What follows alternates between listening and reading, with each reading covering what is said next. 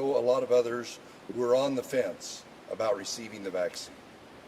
To those friends and neighbors of ours waiting to receive the vaccine, the time to get the vaccine is now, when our students are going back to school.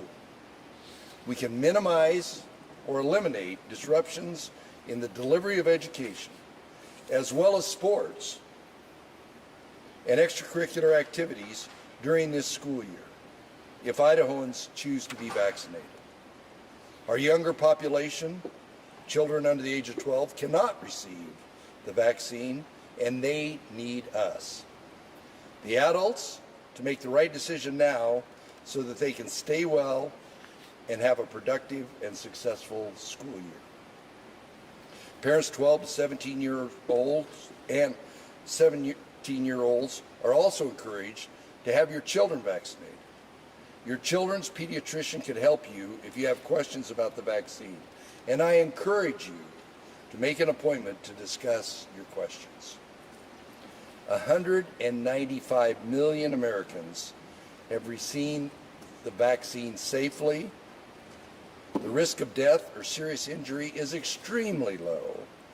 By comparison, the risk of death or hospitalization from COVID-19 disease is much, much higher, and it's growing. I'd like to share some Idaho-specific COVID activity in our state. The vaccine protects you. Almost all new COVID cases, COVID hospitalizations, and COVID deaths in Idaho since the start of the year were people not vaccinated. Since May 15th, there's been 10 times as many COVID cases, 13 times as many COVID hospitalizations, 8 times as many COVID deaths among unvaccinated people compared to vaccinated people. The vaccine slows the spread of the disease. We need the disease to stop now. There are signs already that we may be in trouble the next few days and weeks if we don't slow things down. Idaho hospitals are once again filling up with COVID patients, almost all unvaccinated, and access to basic health care services is pinched for the rest of us in order to care for them. That means people with planned surgeries may have those surgeries delayed. People that suffer from a heart attack or stroke may find there's no adequate bed available in their local hospital. If more Idahoans do not choose to get vaccinated now and in the coming days and weeks, with the highly transmissible Delta variant now circulating widely in communities across Idaho, our epidemiologists say projections indicate case counts could continue to increase through the fall and exceed last year's peak for daily case counts. This impacts our workforce. We cannot afford to have such a large share of our workforce out sick all at once. Our workforce cannot afford to stay home because schools and daycares shut down due to outbreaks. This threatens Idaho's phenomenal economic success. Our hospitals won't be able to take the influx of patients. And importantly, it is not fair to our students who will experience disruptions in their school year. I have directed $20 million towards expanded testing in Idaho's K-12 schools to help us meet testing needs. And our Back to School Task Force, made up of public health and education stakeholders, has been working hard to ensure there is standardized guidance out there for school leaders as they navigate this school year.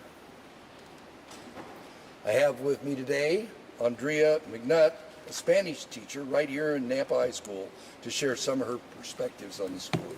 Andrea? Thank you, Governor Little. My name is Andrea McNutt, and I'm starting my 7th year teaching Spanish at Nampa High School. As a high school teacher and a parent of an elementary student, I've seen firsthand the importance of in-person learning.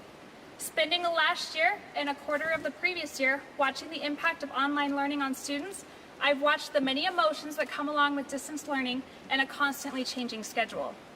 I watched my students thrive in class and disappear when we switched to online. I watched my daughter cry as she realized she wouldn't be able to do her end-of-year performance in music class, to waking up at 5 in the morning because she was so excited to be reunited with the other half of her class. I woke up wondering if daycare was going to be open that day, or if we were going to have to find last-minute care for my youngest. In my classroom, we built relationships through turned-off cameras, and I got to watch them flourish in person during hybrid learning, just in time for another outbreak to bring us back online before Christmas. I watched my students come back to a new semester unsure when we would be pushed back online, and watched them cheer in my class when we were told we'd be back full-time. I watched my students' attitudes change from one of extreme frustration to one of elation and willingness to try, because maybe with Mrs. McNutt standing by my desk, I'll give it a try and get her off my back. The impact of in-person learning on a student is immeasurable. We have spent a year and a half talking about the resilience of students and their ability to handle change, and I've never been more impressed with my students than I was this past year. The reality is, this year was difficult. The changes were difficult on everyone. As a staff, we leaned on each other more than ever. We spent our lunches discussing ways to transition from online to hybrid, to back online, hybrid again, and finally, full-time in person. We discussed the anxieties that come with each transition and how to support our students through each one. In my classroom, the unknown was challenging for many students. For many of them, school is a source of stability. This coming year, I hope to have my students in class full-time for the entire year, but I know that my hoping will not be enough. Our ability to be in school full-time hinges on a variety of factors, some of which are in our control and some that are not. I look forward to a year where my students come to my classroom dressed in their Nampa High gear to cheer on peers at a game that night. I look forward to the staff spending time together in person. I also look forward to watching my daughter perform in her music class concert in person. I know that in-person school is beneficial, and I've seen the effects that a changing schedule has on students, parents, and teachers alike. Full-time in-person school for the whole year is a dream I would love to see come to fruition. Please take necessary precautions to ensure that schools can stay open fully all year round. Thank you. Thank you. Thank you very much. Okay, we'll try and answer your questions. Yes? From the Idaho Capital Sun. Given what you know about vaccination rates in some counties, getting county infection rates, here they're going way up. Parents want to know, yes or no, is it safe to put my child in a classroom where masks and other precautions are not required? Well, our reason for being here today is we want kids back in school. And what we've done all along is allow school administrators, trustees to make that determination. You well know how the numbers go up and down, and you just heard from Andrea about what they did here in Nampa in this school district. So I guess the answer to your question is it depends. It depends upon what the rate is. A couple weeks ago, we saw these numbers going up, and that's why we scheduled this, because the secret is obviously getting more people vaccinated. There's a number that we had in mind before, and we just haven't reached that level in many counties in Idaho. There's some we have, not very many, but we just want to encourage everybody. So it really depends upon the district they're in, but we want people to have their kids in school, but it's going to depend upon how many more people get vaccinated and what the protocols are in the schools. Have we reached that level here in Canyon County where you'd want to see, and are the precautions that are being taken around this community adequate? I can't tell you. I can tell you that the one thing that will help is if more people get vaccinated. That's, of all the issues that we've gone through, a year ago when we were doing this, we didn't have vaccine. Now we've got the vaccine. That is literally the thing that's the most helpful is all this angst for school teachers, administrators, school boards, parents will be significantly lessened if more people get vaccinated. And that's the message we want to get out today. Scott?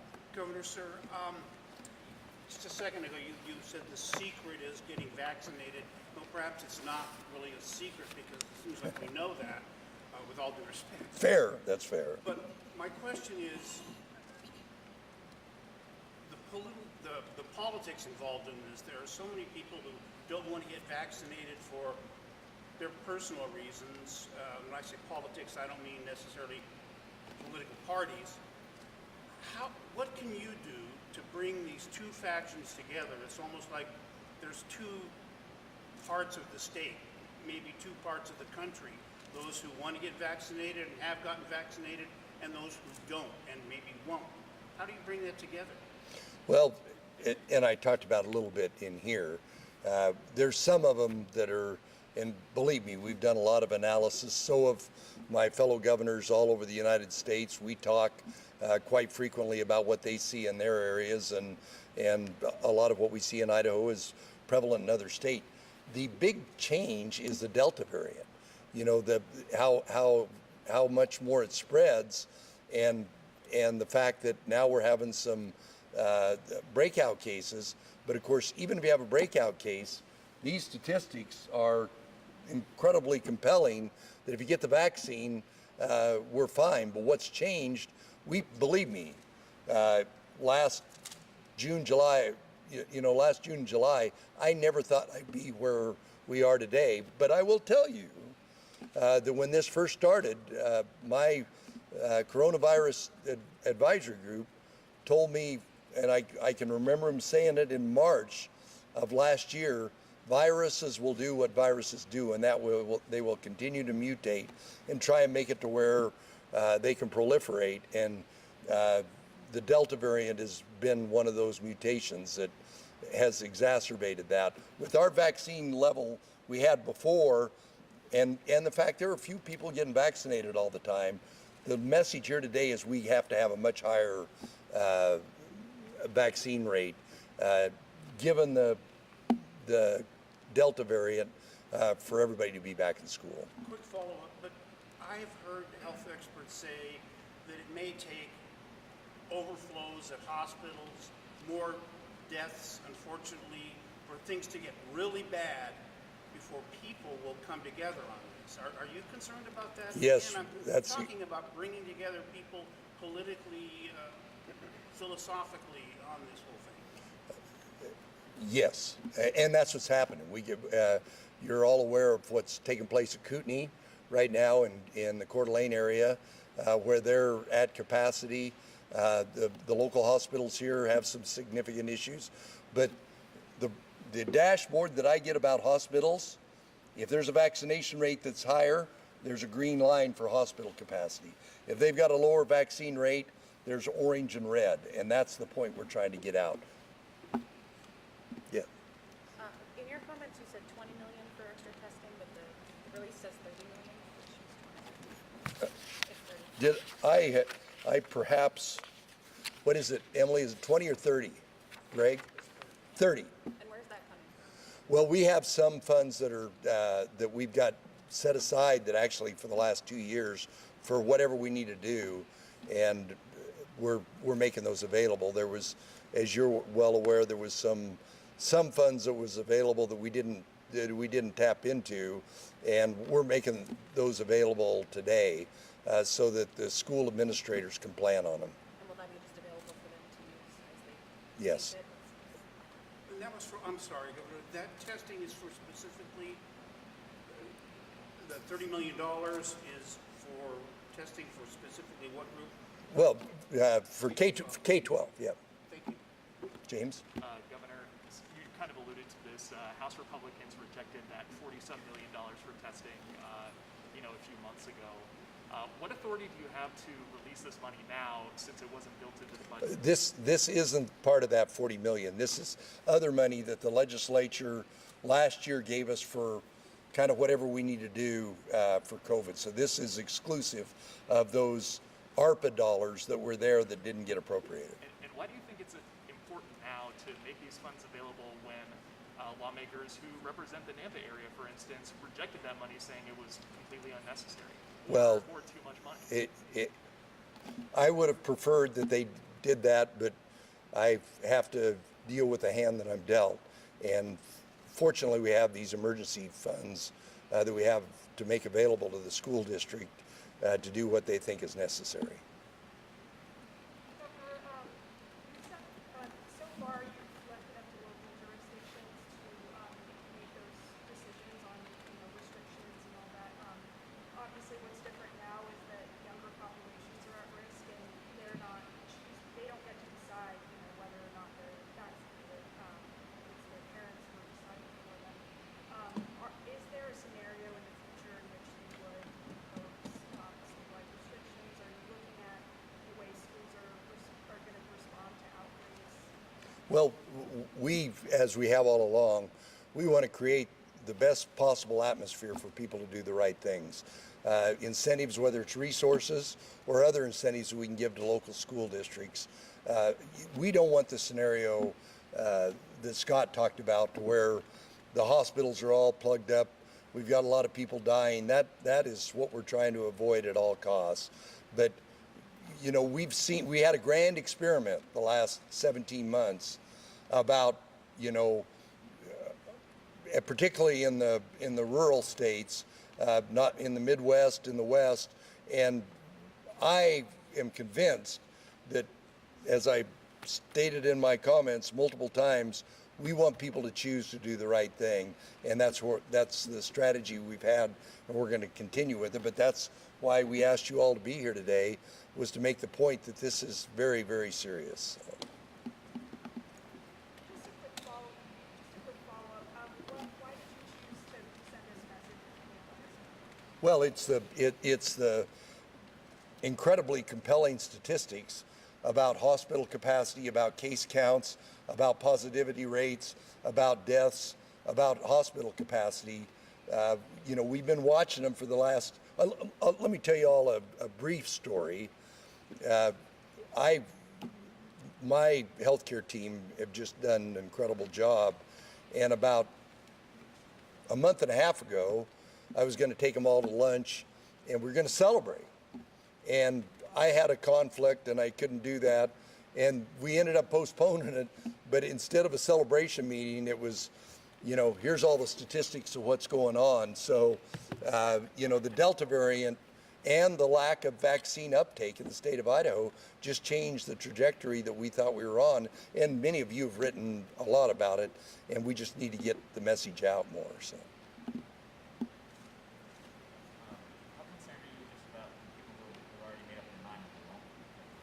Well, there's always going to be some of those. And as I said, when I converse with my fellow governors, there's a percentage of those in every population. And you talk to the epidemiologists and the people that do modeling about, what uptake rate do you have to have, along with people that either had symptomatic or asymptomatic that have some level of immunity. And we're learning more and more every day that that's not an adequate level of immunity. So it's a combination of those things and the incredible spread from the Delta variant that means that we've gone, if I had my old graph that you're used to seeing behind me of hospital capacity, which Director Jepson and I always said was our North Star, and we're getting too close on that, and that's why we're making this money available to schools, and we're doing all these other things. So. Are you worried there's too many people that are not made up their minds? Oh, there's no question. There's some people made up their mind, but as we do our surveys and other states do their surveys, we know that there's people that are, that are still on the cusp of making the right decision. And I was probably less aggressive than some of the other governors because I wanted to see a lot of people get vaccinated. I wanted to see the numbers. We've got literally billions in the world and hundreds of millions here in the United States. To me, that should give confidence to those people that were on the fence about choosing to get vaccinated. So. Is there a point where the state would recommend schools return to remote instruction, either recommend or require? Well, the task force, the state board, the Department of Education, the stakeholders, the trustees, the administrators, they did a great job, remember, a lot of states around us were, one of my staff members went to a graduation and her niece had been in school for 7 days all of last year. What we did in Idaho, and it wasn't perfect everywhere, but really compared to a lot of other schools, we did pretty well, and I'm going to continue to rely on their advice and counsel. What were your plans for the $30 million before you? That 30 million was part of the, was an appropriation that the legislature gave us for whatever relative to COVID. And that's this, as I said, I would have preferred that they utilize the ARPA dollars that were there, but it's critical now. We've got to have, these school districts got to have some resources because, you know, testing is a motivator. You know, people don't want to be tested. And then, of course, we're going to have to do testing in those younger populations that aren't eligible for a vaccine. So we just had to make that available. So. But did you have plans for the $30 million before you? No, the whole COVID-19 has been such a dynamic process with a lot of changes, and nobody anticipated that the vaccines would be as successful as they were. So, you know, particularly the two mRNA vaccines are very successful. So we've just had some resources aside for whatever we needed, and that's where we're deploying that 30 million. So, Audrey. So the situation we're in right now is quite different from the fall and winter surge. You've got a burned out healthcare workforce. They're exhausted. They are mostly vaccinated, which is good. So we're not going to have a whole lot of them falling in sick and things like that. However, last time you would see pop-ups of fires around the country, and then they would sort of burn out. And so travel nurses can go from hotspot to hotspot. The entire country right now basically is on fire. So we're going to run out of the resources of the travel nurses. We've got a virus that spreads and infects you very quickly, may cause more serious conditions. We don't really know that for sure. I've talked to a lot of healthcare workers who are worried that we're going to hit crisis standards of care. We didn't hit it in the last surge, which was really, really good. I think everyone was very relieved about that. But they're worried now, and they don't have those National Guard nurses. Travel nurses are going to be less easy to get. What can you as governor do to ameliorate these problems? What can you add to your workforce? What can you do? Yes. I had conversations with the Idaho Office of Emergency Management and the National Guard in the last 2 days, and we're talking about what we can do. We had the Guard in there. We pulled the Guard out. We thought there were going to be some critical exercises that the Guard needed to go to. There's some question whether that's going to happen. So we're exploring making the Guard available and what we can do. But I want to talk about what you talked about to begin with. This is such a wild issue. But the one thing that we're looking at is what's happening in Great Britain that had the Delta variant, and their numbers, we think, are going down. So we continue to watch what's happened. You know, our epidemiologists, we continue to watch what's happening elsewhere. But it is alarming about just the case rate. You know, out of sheer excitement, I get up and look at our ranking in the New York Times every morning. I really have a strange life. But it's interesting. Some of the states that are ahead of us and some of the states that are behind us, and it's just, you know, somebody's going to write a big book about COVID-19 after we've had enough data and know what's happening. But right now, with what we know, we believe there's no question that getting more people vaccinated, because a year ago we didn't have the vaccine. So, Sir, you say you've had conversations with the National Guard and the emergency folks in the last 2 days or Yep. 2 days. Are you going to deploy the Guard again soon in the next few weeks? we're having those conversations about who's available, and then we're talking to the requesters, the healthcare providers, about what they need. Do you expect to deploy the Guard again soon? Don't be surprised. Sammy? Governor, can you explain a little bit about how the funds will be allocated? Do schools have to apply? Do we need you guys to send them out? The state board and the department will, and that committee will do that. Isn't that correct, Greg? Yep. Quick follow-up. Why is it useful for districts to have these testing funds as opposed to referring a kid out to their physician to get tested? According to which, Why rather, is it useful for districts to have the testing funds instead of sending kids out to their doctor to get tested? well, my goal is to get kids back in school, and districts, as they look at their mix and maths of what they're doing about spacing, about all the other things about kids being in school, we just want to help them with the resources they need to get this gym back full of people for basketball season. But I'm knocking on wood about that right now. So. School districts that have opened in other states have had to, without mask mandates, have had to quarantine hundreds of kids and teachers within these days of opening. Are you concerned about that happening? Well, as I said, I look at those numbers every day, and some of the states that have got that are doing well, and some of them aren't doing well.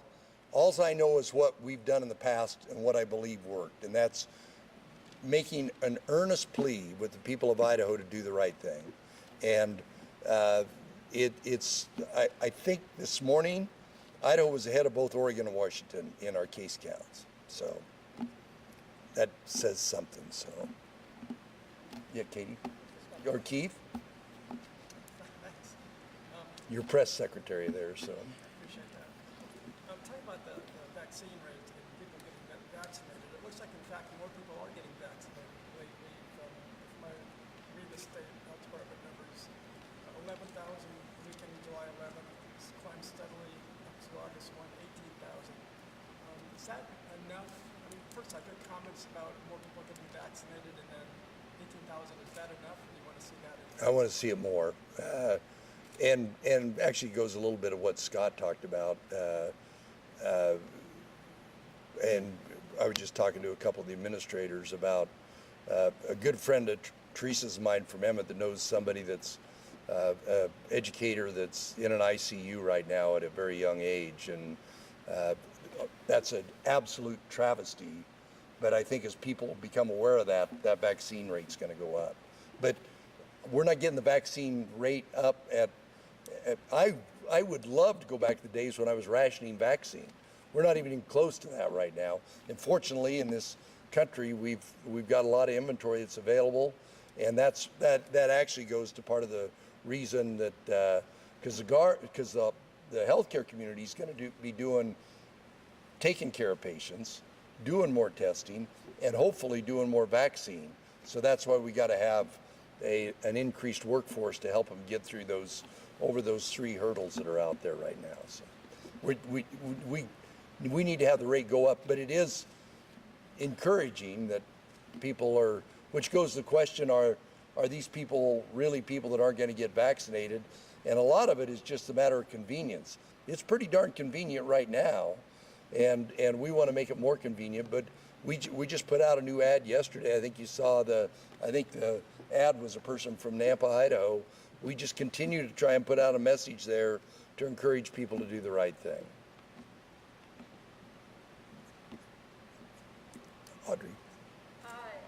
Regarding schools, I analyzed the data from case reports from schools and compared that with school-aged children cases from the state's numbers, and it was about double what the schools actually reported. Certainly some of those children were learning from home, that sort of thing, but definitely not half of them. So would you like to see more reporting this school year so that the public understands the size of outbreaks in schools? Well, the short answer is yes, but I would counsel administrators and trustees that as they try and convince their patrons to do the right thing for their children, that transparency is always, and some of it is, the school year hasn't even started. A lot of staff is just coming back right now and next week, so you know, I wouldn't fault them on the data right now because they're not back in full mode. But, you know, I always opt for more transparency so that people know what's going on. You know, there might be a little gain by holding that data back, but in the long term, it's never the right thing to do. You want to have that information available. So. Okay, one more question. Ruth? Hi, thank you for taking my question. I appreciate it. Well, you were clear out here in right field, so I didn't see you. Our vaccines are currently approved for emergency use. Within the next couple of weeks, they will likely be fully approved by the FDA. At that point, they can be mandated. As you of course know, schools do require certain vaccinations. There are exemptions, of course, for parents. Would you be in support of adding COVID-19 to the list Well, of required vaccinations? the list that's out there is, I think it's a rule by I know it's a rule by the Department of Health and Welfare, so they'll have to consider that. But I would tell you that the EUA, my understanding from my calls with other states and with the White House, is that EUA is probably only going to go off on Pfizer to begin with, and then Moderna, and then maybe J&J. But the fact of the matter is, a lot of EUAs go off when there have been 2,000 vaccinations. We've had 200 million vaccinations and billions worldwide. So the data's there. A lot of what they're doing on the EUA, and I'll defend the FDA a little bit on this. We want everybody to be comfortable. We don't want to make it look like it's a rush to judgment. We want them that we're checking all the boxes to make sure we know the vaccine works. What they're actually checking right now is the facilities. They're going in and saying, if you're going to make 100 million more doses, will these manufacturing facilities do that safely and adequately? So it's actually more of a quality control rather than the efficacy of the vaccine. Because, you know, all these other vaccines that were released, nobody had an app on their phone that was calling them up every 2 days and saying, how are you doing? They were basically reported by doctors. Now we've got a much better feedback loop, which I think will serve society well into the future. And you don't have to do that. It's an opt-in. But our ability to determine the efficacy of it is much more sophisticated now than it was before. But the EUA, when they go off, I know a lot of people say when the EUA goes off, I will advocate for get the vaccine. We'll see when that happens. All right, thank you all very much.